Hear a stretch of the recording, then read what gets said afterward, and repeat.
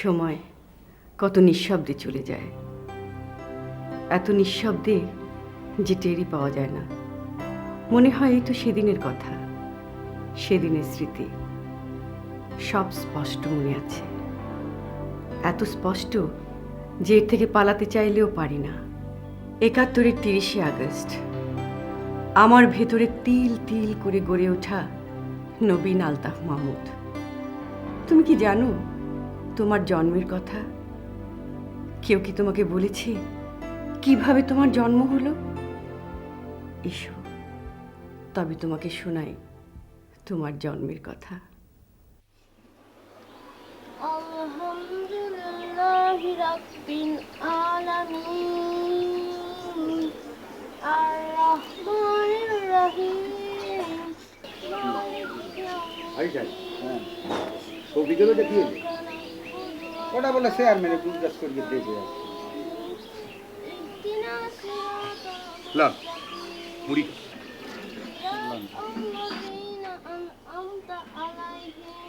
নাজেম সাহেব মোর ধরে কত তাল বেয়ালি মাইলে আর গেলে, কিন্তু আপনার পোলা জিল্লু ওর মতন তাল বেয়ালি বুঝে পাইনি। মাশাল্লাহ কি দরাজ গলা, কি সুন্দর আর এলেহান, সব আপনার লইগা গাড়ি সাহেব। তোর পোলাটা চেষ্টা হলে বড় কারিগর গাড়ি করতে চাই না, দোয়া হরিয়ে ওলারে মুই বড় ইঞ্জিনিয়ার বানাবো। মাশাল্লাহ মাশাল্লাহ, আল্লাহ জানে আপনার খায়েসটা পুরো হবে। না না নামাজ পড়ি একটু আটে যাম, যাই যাই দোয়া হরিয়ে।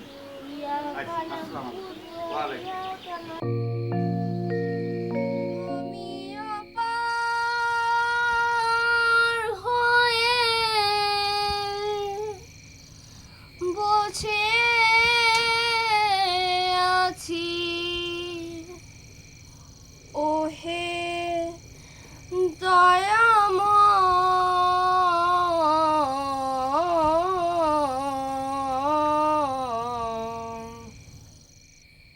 পালে গান করে জিলু, গান করে জিলু, গান বন্ধ হর, মেলা গাইতেছে বাজার, আয় আয়া হইয়া পর। না, গান ভালো, সুন্দর গান।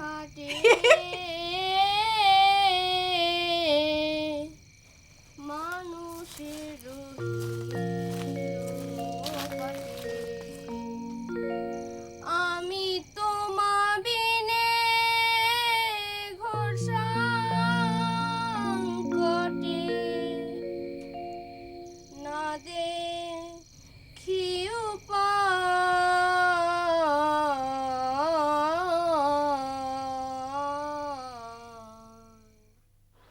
লাম ইয়ালিদ ওয়ালাম ইউলাদ ওয়ালাম ইয়াকুল লাহু কুফুয়ান আহাদ। আহাদ এইভাবে উচ্চারণ করবা। তা বাজান, আজ তুমি যে এলেহান করছো খুব সুন্দর হয়েছে, তোমার গলায় একসের মিষ্টি। তার কথা হইতেছে এই মুই বাজান তো তোমার এরকম এলেহান শিখাই, তুমি হেঁকছো কোন দিক থেকে? হ্যাঁ আকি কথা কও না বই, এ মুই জি যাই কি আর হরো গজলের সুরে তেলাওয়াত করছি, ভালো হয় নাই? একটা শর্ত, তুই তেলাওয়াত করছ গজলের সুরে। এই তোমার হর, তোমার হর।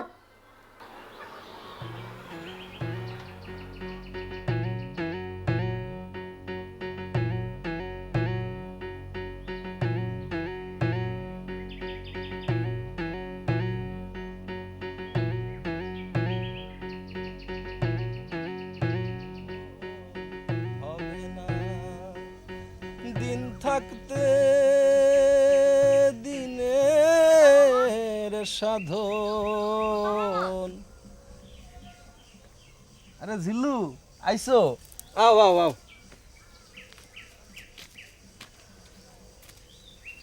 বসো। খুব গান করো না? মামা মোর গান শুনছেন? হয়, তোর গান মুই শুনছি জিল্লু, খুব দরাজ তোর গলা।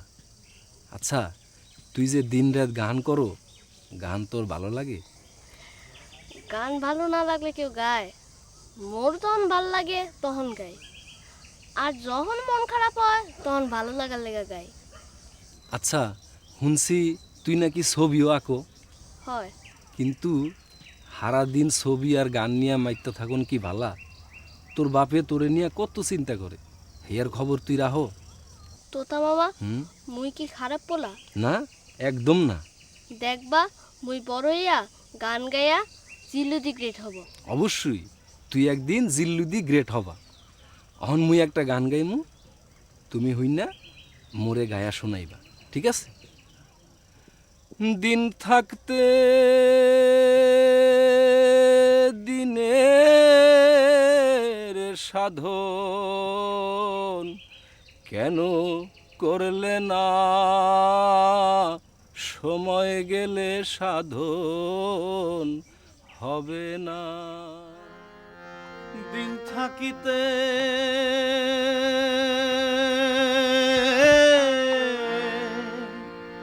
দিনের সাধন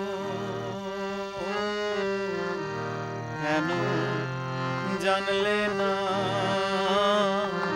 কেন জানলে না, সময় গেলে সাধন হবে না, সময় গেলে সাধন হবে না। তৎকালীন ছাত্রনেতা বাহাউদ্দিন কিশোর আলতাফ মাহমুদ যাকে তোতা মামা বলে ডাকত, সেই তোতা মামার অনুপ্রেরণায় আলতাফ মাহমুদের সঙ্গীত প্রতিভার ব্যাপক প্রসার ঘটে।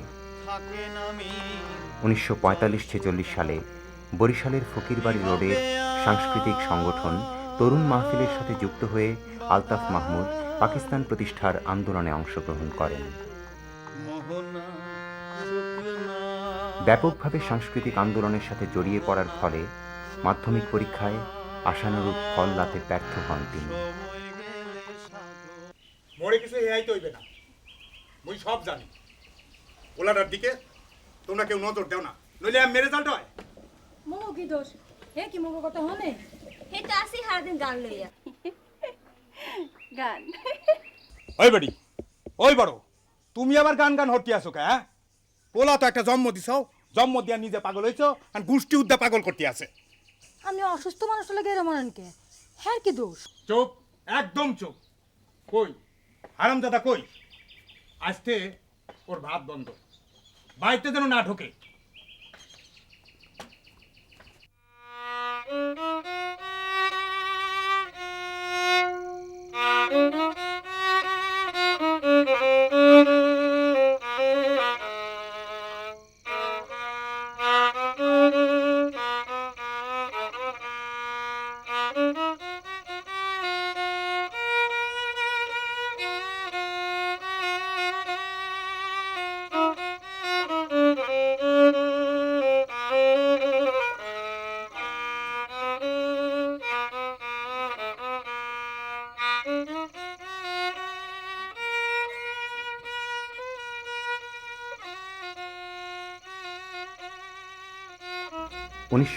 সালে আলতাফ মাহমুদ ঢাকায় আসেন। প্রথমে যোগীনগর লেনের তৎকালীন যুবলীগ অফিসে ওঠেন। পরবর্তীকালে নৃত্যশিল্পী নিজামুল হকের সাথে পরিচিত হলে তিনি ধূমকেতু শিল্পী সংঘের সদস্য হয়ে পাকিস্তান বিরোধী সাংস্কৃতিক আন্দোলনের সাথে জড়িয়ে পড়েন। ধীরে ধীরে আলতাফ মাহমুদের সাথে পরিচয় ঘটে মাওলানা ভাসানী, শেখ মুজিবুর রহমান, মোহাম্মদ তোয়াহার মতো ব্যক্তিত্বের। নিজাম, ও হচ্ছে জিলু, ভালো নাম আলতাফ, খুব ভালো বেহালা বাজায়, গানের গলাও ভালো, বাঁশিও বাজাতে পারে। বাঁশিও বাজাতে পারে? আচ্ছা আচ্ছা, এ তো অনেক গুণ। দেখিস তোদের সংগঠনে যদি ওকে কাজে লাগাতে পারিস তাহলে খুশি হয়। বেশ, খুব ভালো কথা। ধরো না আলতাফ, বেহালাটা দিয়ে কলাবতী একটু ধরো। হ্যাঁ হ্যাঁ, ধরেন না।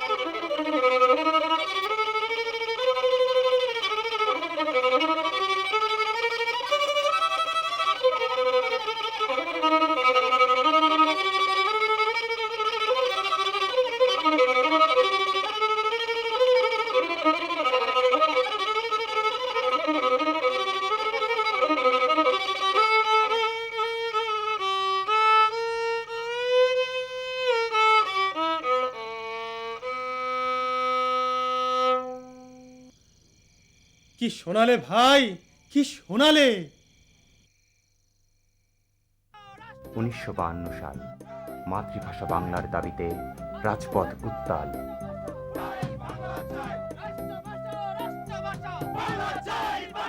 শহীদ দিবস স্মরণে আব্দুল গাফফার চৌধুরী লেখেন সেই অবিনাশী কবিতা আমার ভাইয়ের রক্তে রাঙানো 21শে ফেব্রুয়ারি। কবিতাটি প্রথমে সুর করলেন আব্দুল লতিফ, এরপর আবার সুর করলেন আলতাফ মাহমুদ। সৃষ্টি হলো এক কালজয়ী গান।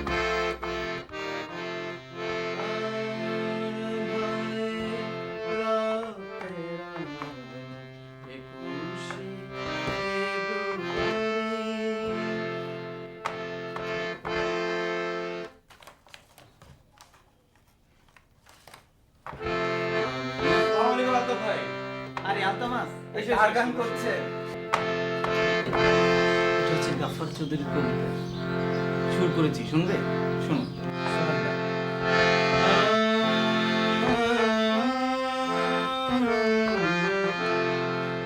আমার ভাই রক্তে রাঙানো 21শে ফেব্রুয়ারি,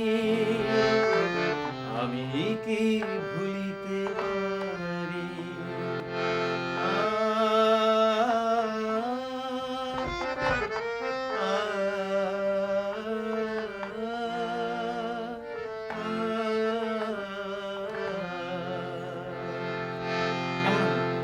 অসাধারণ। দেখবেন আলতাফ ভাই একদিন এই গান কিছু একটা করবে। অন্তরা সুরটা শুনবে? শোনান না। আমার সোনার দেশের রাঙানো ফেব্রুয়ারি, আমি কি ভুলিতে পারি? 1955 সাল, পূর্ব পাকিস্তানের সাংস্কৃতিক দলের প্রতিনিধি হিসেবে আলতাফ সুযোগ পান ভিয়েনা যাওয়ার, কিন্তু তার যাওয়া হয় না। সেই সময় তার সাথে পরিচয় ঘটে উপমহাদেশের প্রখ্যাত সুরকার তিমির পরম। পরিচয় ঘটে দেবু ভট্টাচার্যের। ততদিনে পাকিস্তান চলচ্চিত্রে তার অভিষেক ঘটে গেছে। নিজাম, শুভেচ্ছা জানবি। আশা করি ভালো আছিস। আমি ভালো নাই। আমার ভিয়েনা যাওয়া হয়নি। পাকিস্তান সরকার আমার পাসপোর্ট বাজেয়াপ্ত করেছে। জানি না কি কারণ, তবে এইটুকু বুঝতে পারি আমার পেছনে ষড়যন্ত্র চলছে। আমার দিনকাল ভালো যাচ্ছে না। এখানকার কিছু তরুণ বাঙালি ছাত্র আমাকে সহযোগিতা করছে, তাই দুমুঠো ভাত জুটছে। 25শে মার্চ 1971 শুরু হলো নিরস্ত্র বাঙালির উপর পাক বাহিনীর নির্বিচার গুলিবর্ষণ। রাজারবাগের পার্শ্ববর্তী নিজ বাসভবনের ছাদে দাঁড়িয়ে আলতাফ দেখলেন সেই বর্বরতা। করণীয় স্থির করলেন আলতাফ মাহমুদ। তার ব্যস্ততা বেড়ে গেল। কি করে, কোথায় যায়, তার হদিস মেলে না। কিন্তু কিছু একটা হচ্ছে। ভেতরে ভেতরে চলছে ব্যাপক আয়োজন। বাসায় আসেন আব্দুল লতিফ, আতিকুল ইসলাম, আমানুল হক, হাফিজ প্রমুখ। ঢাকা শহর এখন মূলত লাশের শহর। পশ্চিম পাকিস্তানের সামরিক জান্তা ইয়াহিয়া খান বলেছেন, মানুষ নয়, আমরা চাই পাকিস্তানের মানুষ। আলতাফ ভাই, এইভাবে মানুষ মারছে, ওদের কোনো দয়া মায়া নাই। ওদের থাকবে দয়া মায়া? হাফিজ, চিন্তা করো না, চারিদিকে প্রতিরোধ শুরু হয়ে গেছে। আমরা এখন কি করবো আলতাফ ভাই? আমানুল, আমাদেরও অনেক কিছু করার আছে, অনেক কিছুই। স্বাধীন বাংলা বেতারে প্রচারের জন্য রেকর্ড হতে থাকে স্পুল।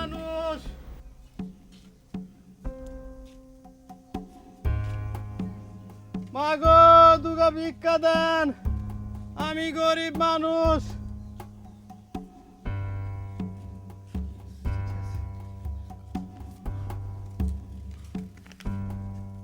মাগো দুগা ভিক্ষা দেন, আমি গরিব মানুষ।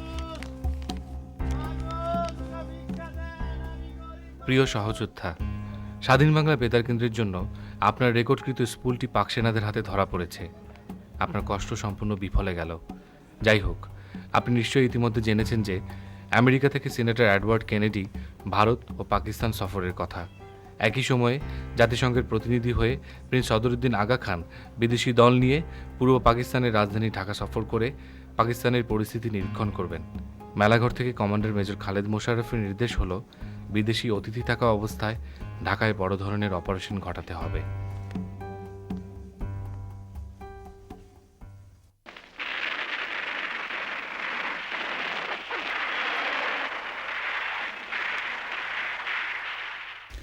কি খবর আলতামাস? আলতাফ ভাই, দেশের অবস্থা দিন দিন খুব খারাপ হয়ে যাচ্ছে। সবাই ভারতে চলে যাচ্ছে। তুমিও যেতে চাইছো তাই না? আপনিও চলেন, এদেশে বাঁচতে পারবেন না। সবাই চলে গেলে কাজগুলো করবে কে? হ্যাঁ, বেঁচে থাকলে অনেক কাজ করা যাবে আলতাফ ভাই। তুমি যেতে চাও, যাও। তুমি চলে গেছ সুর থেকে সুরে, ঘর থেকে ঘরে, লোক থেকে লোকান্তরে, অনন্তের মাঝে। আমরা কেউ তোমাকে ধরে রাখতে পারিনি। যে তুমি সুরের টানে গৃহত্যাগ করেছিলে, সে তুমি যখন দেশের টানে, মাটির টানে চলে যাও, তখন কি আর তুমি ফিরে আসতে পারো? তুমি ফিরে আসলে হয়তো স্বাধীনতাই আসতো না। তুমি এদেশের মানুষের ঘুম ভাঙিয়েছিলে তোমার গানের সুর দিয়ে। তারপর তুমি নিজেই চলে গেলে ঘুমের দেশে। তোমাকে আর জাগাতে পারিনি ভাইয়া।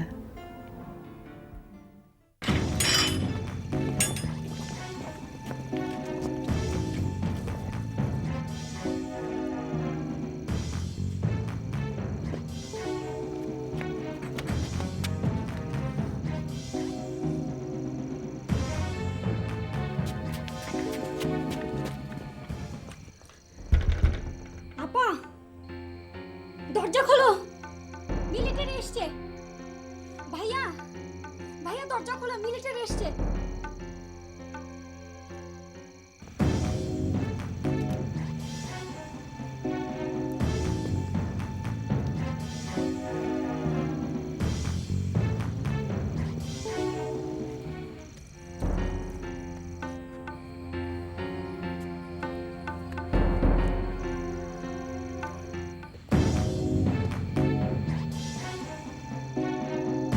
समात, तुम ठीक से बोलो, ये अल्ताफ महमूद है ये नहीं?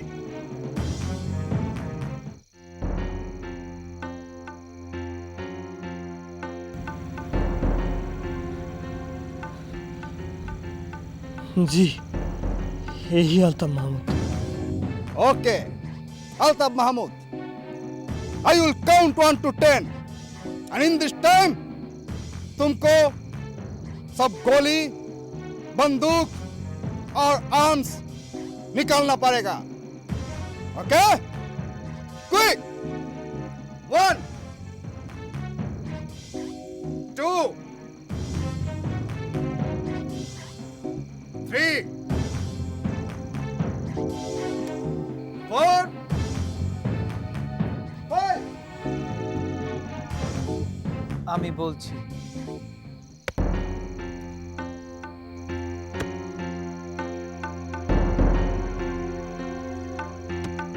क्विक! hey, जल्दी करो।